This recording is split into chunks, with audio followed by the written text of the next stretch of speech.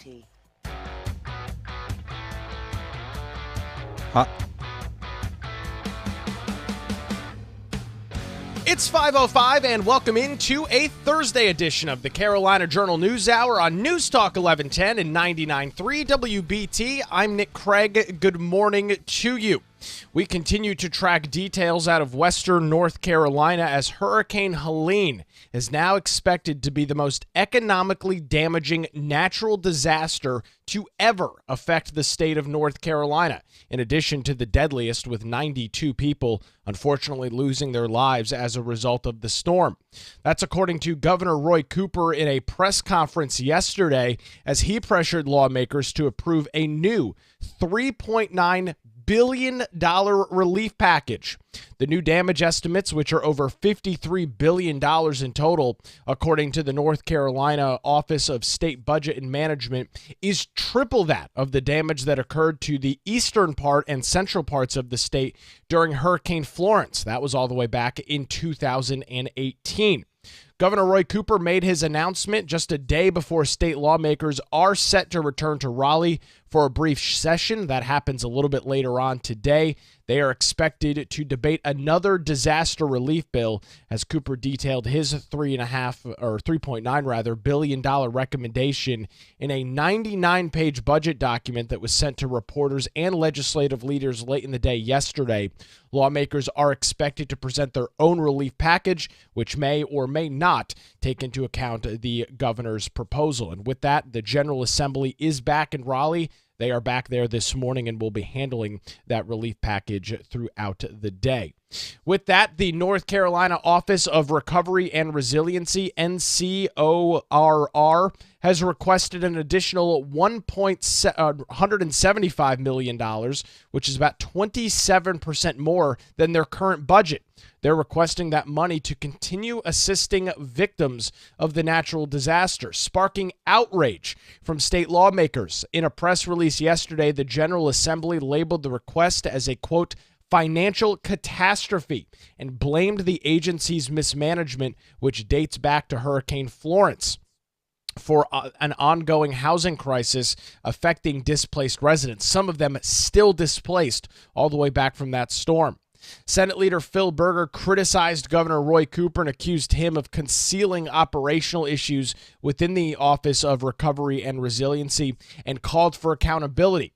The agency was initially created to oversee $779 million in federal disaster funds, but nearly 1,600 people, to this day, 1,600 remain displaced. While fluctuating construction costs are partially blamed, lawmakers highlighted the state's savings reserves as a potential solution to the financial shortfall. The legislature does plan to continue their investigation of that state-run agency coming up later next month.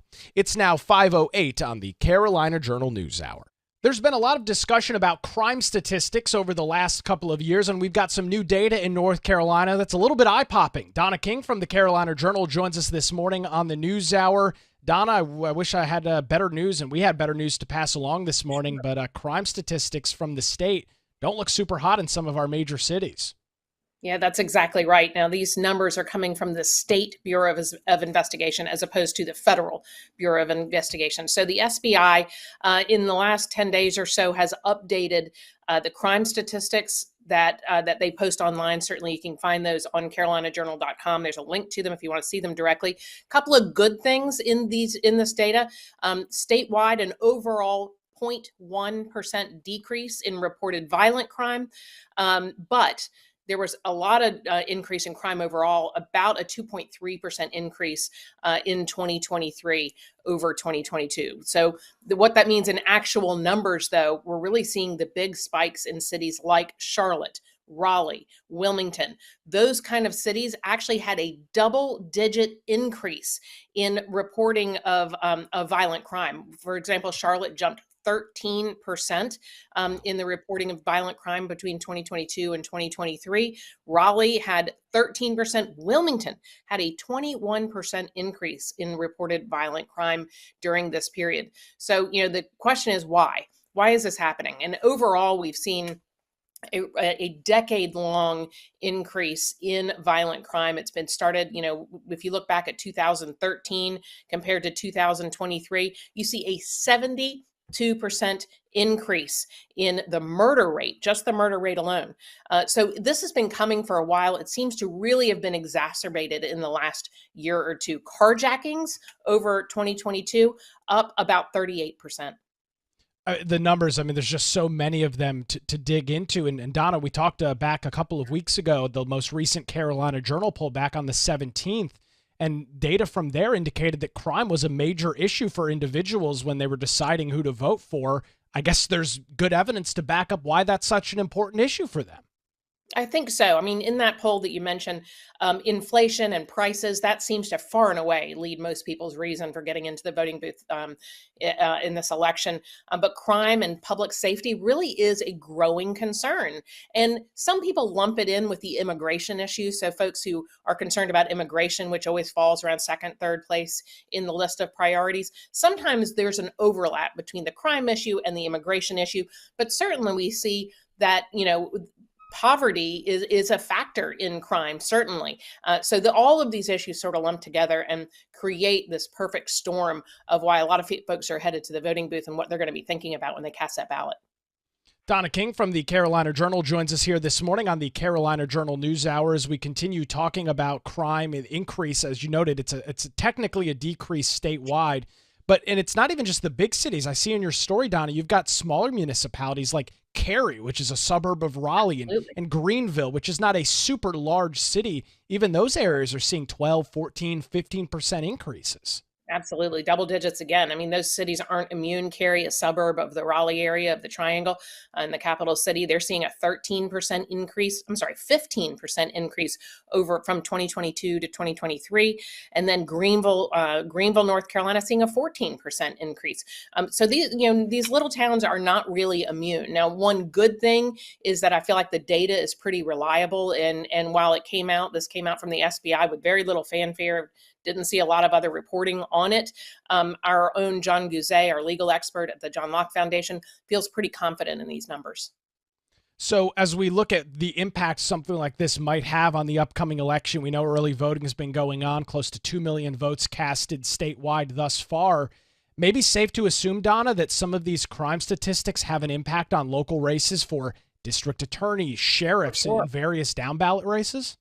Absolutely. I think it definitely plays a role in this, particularly when you look at the statewide attorney general race. We have Congressman Dan Bishop running against Congressman Jeff Jackson. Dan Bishop has taken a really law and order approach to his campaign. And he has definitely fired back at Jeff Jackson, calling his policies woke and that kind of thing. Jeff Jackson has been very focused on his time, his history as assistant district attorney in Gaston County. So that this law and order approach is really, really an important part of what I think folks are looking for as they go into that ballot voting booth. But really, like anything, all politics are local. So when you move down and you fill out that entire ballot, you move closer and closer to your community, people are thinking about what they've heard, whether it's car break-ins or violent crime in their neighborhood. Those kind of things are really an important issue, and they affect the races closest to their home the most. We'll dive into more details on this report from the SBI after this. You're listening to the Carolina Journal News Hour. 513 News Talk 1110 99.3 WBT. It's time to get a look at traffic this morning with Pam Warner. All right, thanks, Nick, and thanks.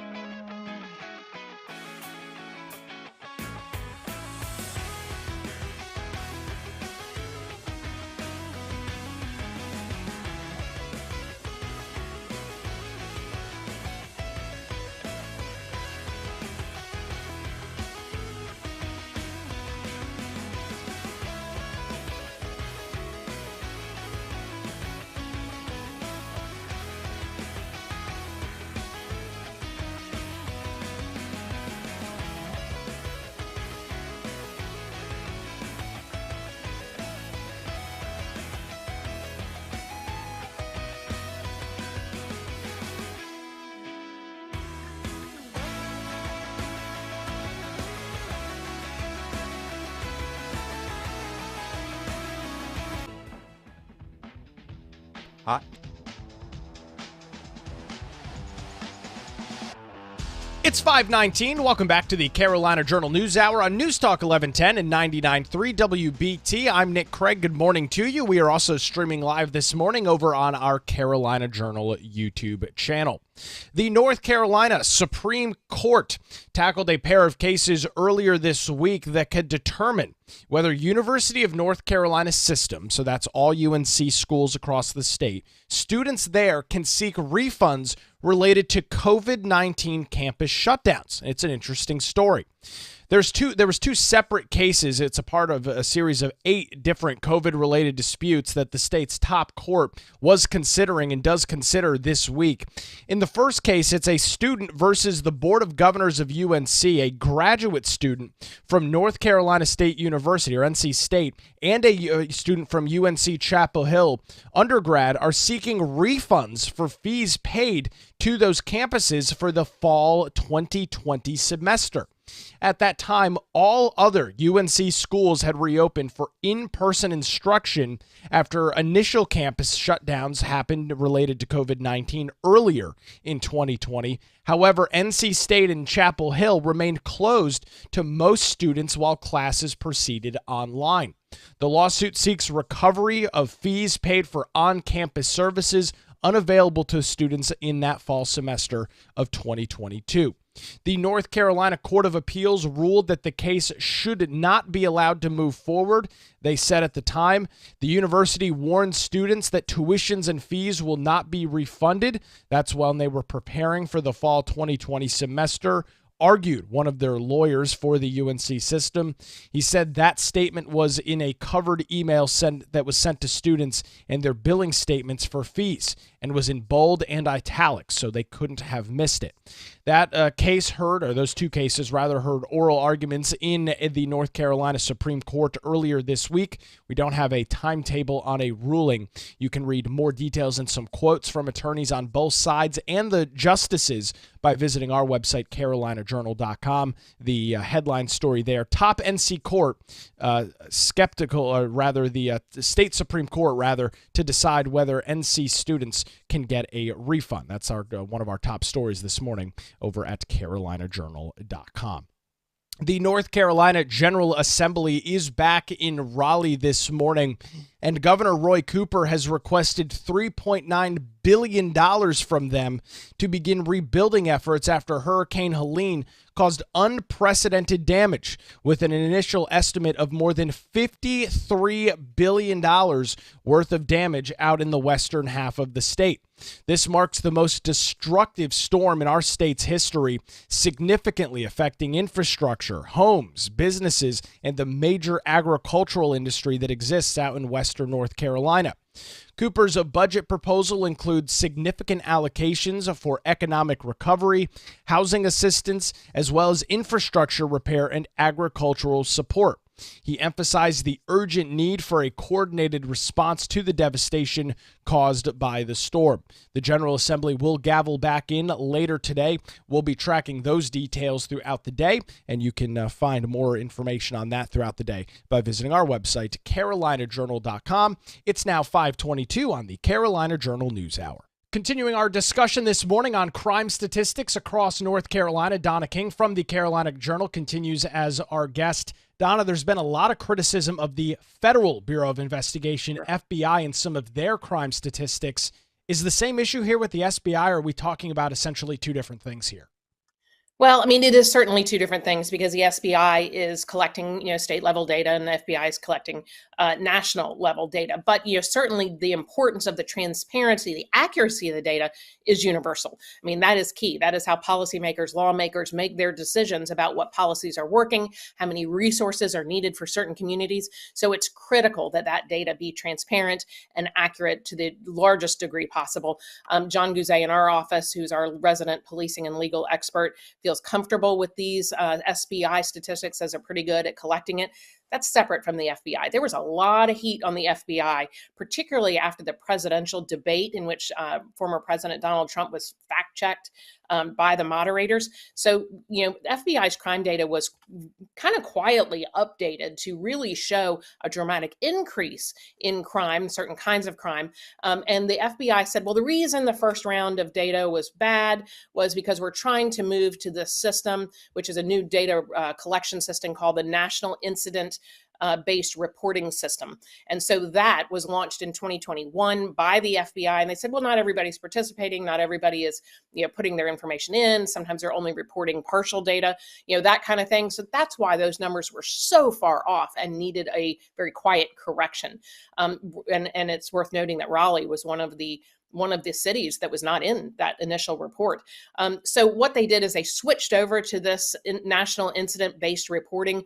And there were a lot of major cities that just weren't included, but that includes like Los Angeles and New Orleans, Miami-Dade. The data from those big cities was not included. So it really only represented about 65% of North Carolina. So at the time of the debate, that's what President Trump was talking about, and it has since been corrected, although I haven't seen a lot of coverage of that correction. I'd like to see more. But it's something that residents really want to know more about because that's how policymakers make the decisions on how to keep us safe. Well, I'm glad you bring that up. And when you're looking at any averages, and obviously over the last couple of weeks, everything is polling averages this, early voting stats that. Donna, you remove 30, 40% of the data from that and present the picture, it could be a far different story from what's actually happening in reality. For sure. And I think that's exactly what happened with the FBI because, that initial data, which, showed, a decrease in crime. Well, once they adjusted the data, you actually saw a 4.5% increase. So, that new correction really is an important key to this as people go into those voting booths this year. So, you remember, this was really used as a major talking point for Democrats on the campaign trail. But, public safety is going to be important regardless of what that is, because no one wants to see, crime increase, obviously, but it's also been looped in with the idea of illegal immigration.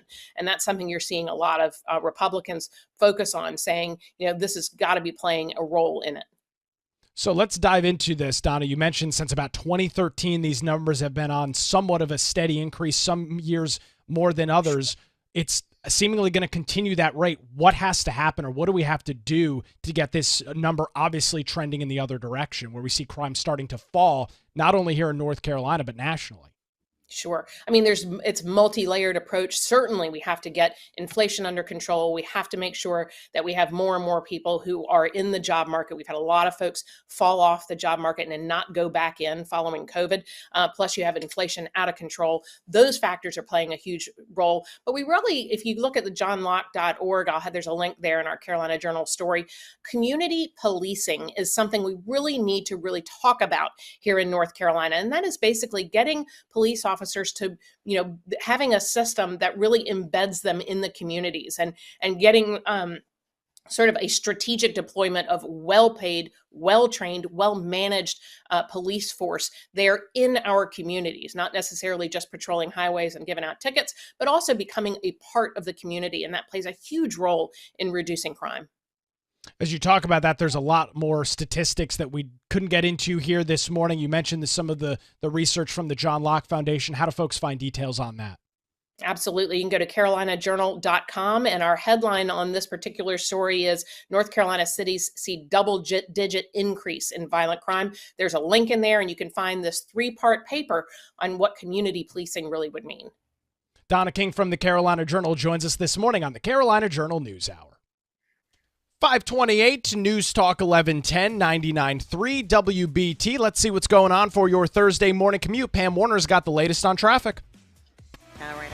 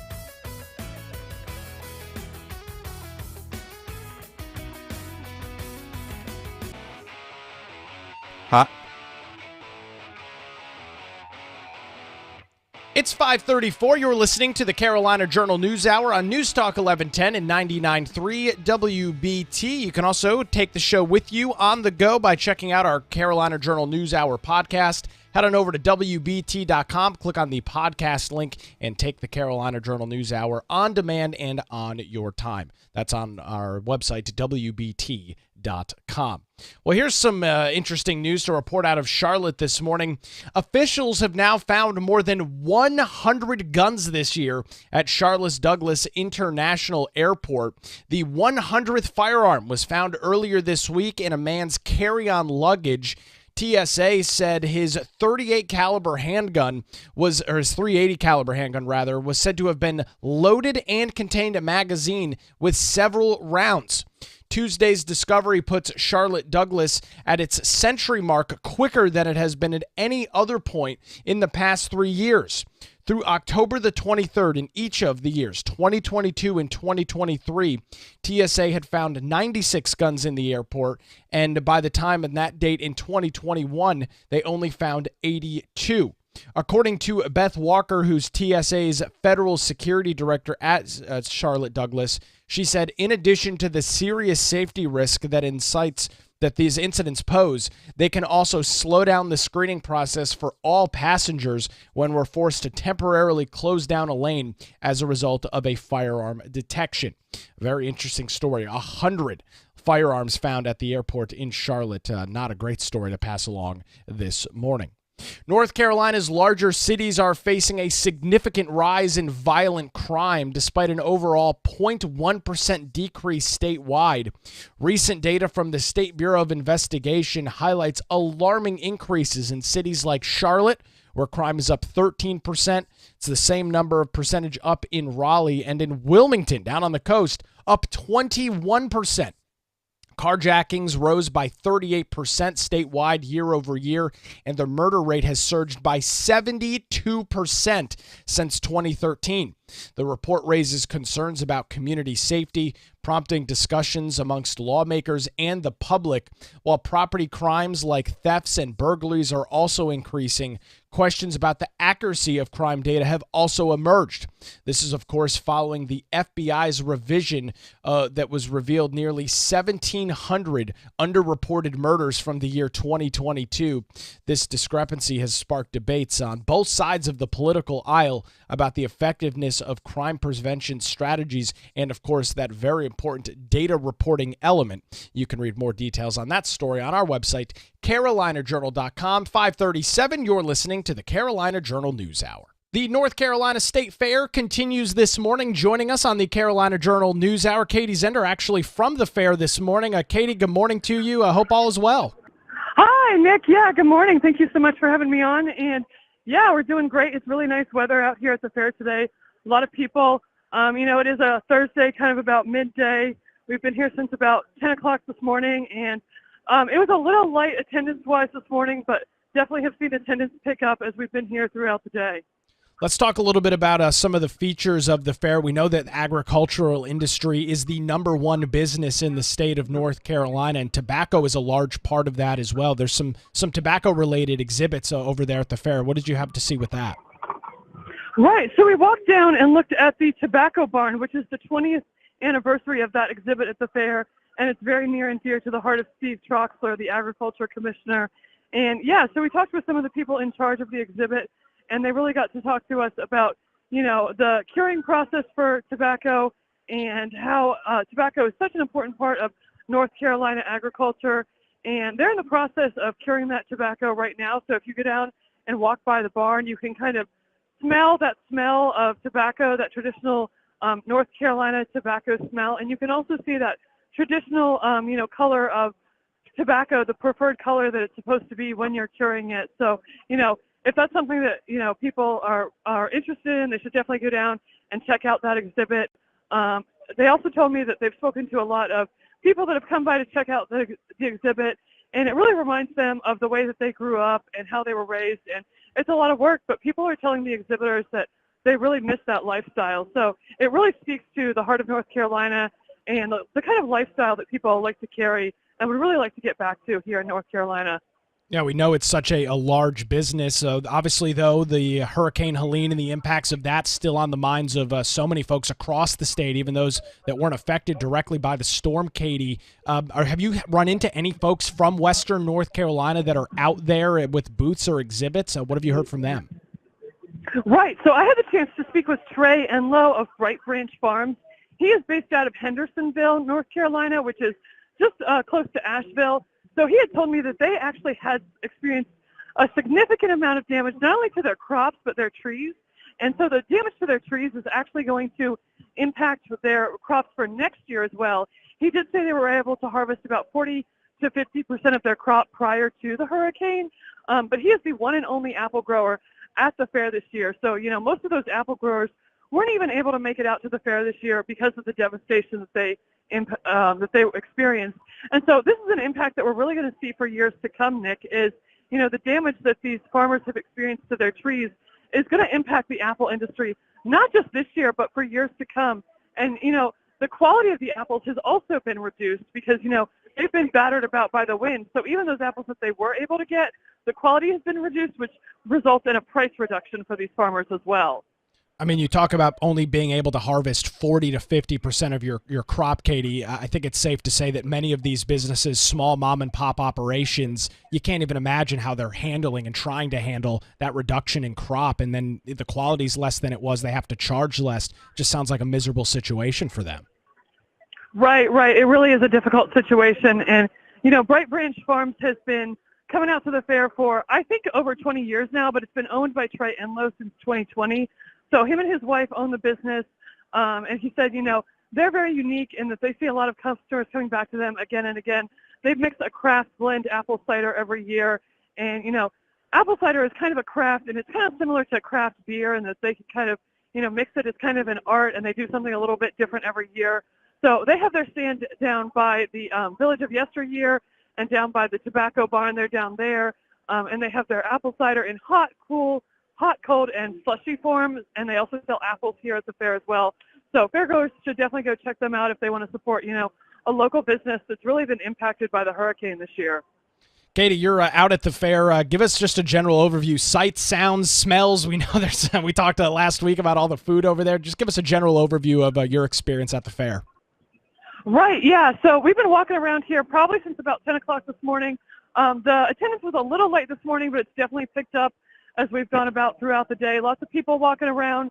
Not all the rides are operational right now, but there's definitely some kids out here riding some of the rides. We were able to get some photos of some of the new rides at the fair. There's people out here, checking out the new food. And, yeah, it's busy. It's bustling. There's people walking around all over the place. We were able to go and check out some of the livestock. Some of the kids were showing their sheep this morning. And, we were able to go and look at the pumpkin and watermelon winners of the biggest pumpkin and watermelon, contest. And there's actually two separate contests. So there's one that's specific to North Carolina, and then there's one that's open to people outside of North Carolina. And so a lot of the winners of this year of the contest that's open to those outside of North Carolina actually came from West Virginia.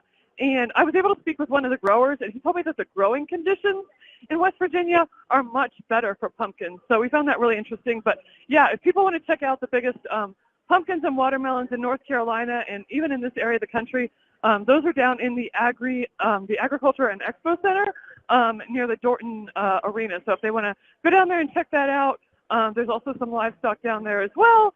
So, yeah, lots going on. We were walking around earlier, and I think I smelled like kettle corn or popcorn or something like that.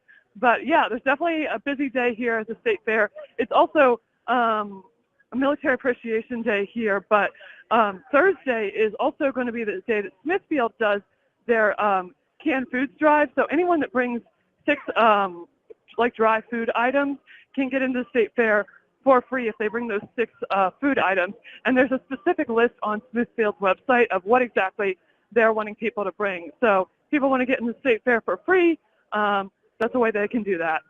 The State Fair runs through Sunday, the 27th. You can find out more details at ncagr.gov.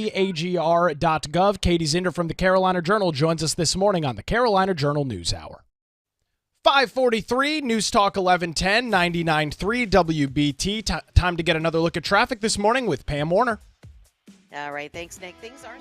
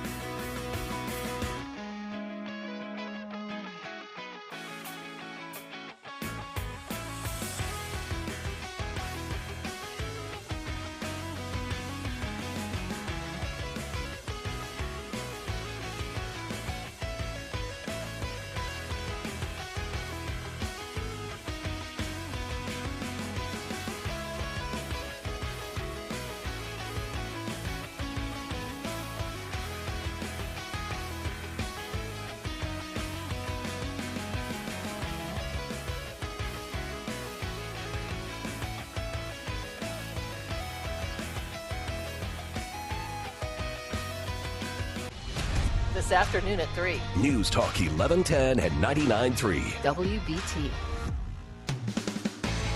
Hot.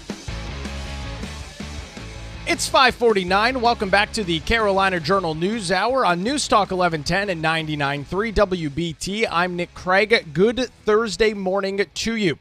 Well, today is going to be a busy day for state government. The North Carolina General Assembly is back in Raleigh. They were only scheduled to have one more session ahead of the November election. That was 2 weeks ago. Obviously, as the state continues to rally from impacts from Hurricane Helene, they decided that they would schedule another session that is taking place today.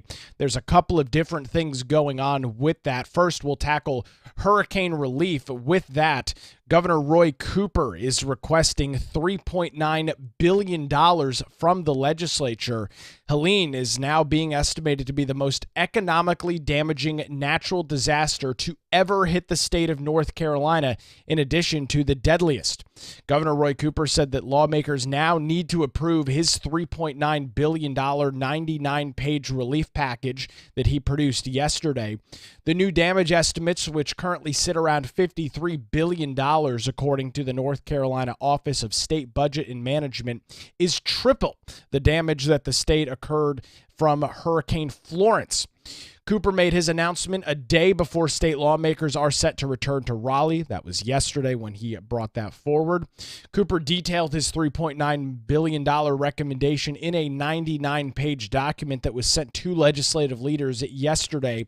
Lawmakers are expected to present their own relief plan, which may or may not take into account what the governor wants to see. We see this often with budget negotiations that go on at the state level. The governor makes his recommendations, and the General Assembly can, but they are not obligated, not legally required to actually do anything that the governor is proposing. It is simply a recommendation. At the end of the day, the General Assembly gets the final say as to what the legislation looks like. And then, of course, it goes to the governor's desk for a signature, a veto, or letting the bill essentially stay, which it will become law after a set period of time. With that, there's also some more money being requested by the North Carolina Office of Recovery and Resiliency. It's known as NCORR. It was spun up just a couple of years ago, and they are now requesting an additional $175 million from the General Assembly. That's 27% more than their current budget. Why is that the case? Well, to continue assisting victims of natural disasters. And with that, it is sparking outrage amongst state lawmakers. And it's because of the background on this agency, which has been a mess since the earliest days of it. In a press release, the General Assembly labeled the request a, quote, financial catastrophe, and blamed the agency's mismanagement, which dates all the way back to Hurricane Florence, for an ongoing housing crisis affecting displaced residents. Senate Leader Phil Berger criticized Governor Roy Cooper, accusing him of concealing operational issues within the Office of Recovery and Resiliency, and called for accountability. Take a listen to this. The agency was initially created to oversee $779 million in federal disaster funds from Hurricane Florence, but nearly 1,600 people remain displaced. 1,600 people still displaced. While fluctuating construction costs are partially blamed, lawmakers highlighted the state's saving reserves as a potential solution to their financial shortfall. The legislature has done multiple investigatory hearings on this agency and their mismanagement. They will do another one of those next month and try and figure out what exactly is going on within this office and why so much money has been allocated and why so little work has been done. And again, as of October 2024, approximately 1,600 hurricane victims are still displaced from their home, going all the way back to Hurricane Florence. That affected the state of North Carolina in 2017. Some pretty eye-popping details on that. You can read more details on this story. Brianna Kramer's got the details. It's currently our homepage story at carolinajournal.com. NC Senate slams $175 million hole in disaster recovery budget as a, quote, financial catastrophe. You can read more details about that. Well, crime continues to be a major issue for voters as they continue to make their way to polls during the early voting period, which runs through next Sunday here in North Carolina. North Carolina's larger cities are facing significant rises in violent crime. Now, I'll note this is despite an overall 0.1% decrease statewide. Recent data from the SBI, that's the State Bureau of Investigation, highlights alarming increases in cities like Charlotte, where crime is up 13%, our state capital in Raleigh, where crime is also up 13%, and the coastal community of Wilmington, where crime is up a whopping 21%. Statewide, carjackings rose about 38% year over year, and the murder rate has surged a whopping 72% since 2013. The report raises concerns about community safety, prompting discussion amongst lawmakers and the public, while property crimes like theft and burglaries are also increasing. Questions about the accuracy of crime data, unfortunately, have also emerged in the last couple of years, especially following the FBI's original crime statistics, which they had to then redact and revise and add nearly 1,700 murders nationwide for the year 2022. This discrepancy has sparked debates over the effectiveness of crime prevention strategies. Political candidates are leveraging these statistics in their campaigns, with Republican Congressman Dan Bishop criticizing Democrat Congressman Jeff Jackson for his stance on crime and immigration policies as the election approaches. The interplay of rising crime rates, accurate data reporting, and public safety remains a critical topic in North Carolina. And just on an aside, I'll note, not only is it a big issue in these races, like we talk about Attorney General, but also for down ballot races and down ballot candidates. When you look at local district attorney races, local sheriff races that are going on in many municipalities across all 100 counties, but things like crime are continuing to be a major issue, and it's on so many different voters' minds. Looking back to our most recent Carolina Journal poll, crime does continue to be a major issue for voters as they were asked in the survey what is their top issue as they head into the 2024 election cycle. It was the fourth most popular issue, popular maybe not the right word to use, the fourth most important issue overall for statewide voters as they were looking at and determining who they were or who they were not going to vote for. The economy and inflation and jobs continues to be the main issue. Speaking of early voting, tomorrow morning we will be digging into early voting statistics across the state of North Carolina. Dr. Andy Jackson from the John Locke Foundation joins us on that. Plus, we'll get the latest from the North Carolina General Assembly. That's going to do it for a Thursday edition of the Carolina Journal News Hour. WBT News is next, followed by Good Morning BT. Have a great day.